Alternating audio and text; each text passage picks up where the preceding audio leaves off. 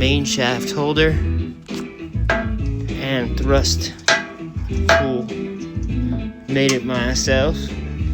These are some strut razor lower things to make the springs go up or down. Sketch as hell. I don't recommend that. With just a spacer that I put some threads in and a long threaded bolt. Beautiful. Saved me 150 bucks right there. And this one's for preludes. This is my timing tensioner service tool.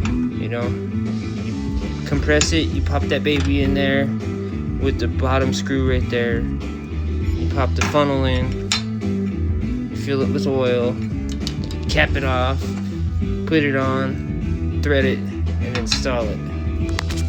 I mean, this right here alone is probably like $500 worth of special tools.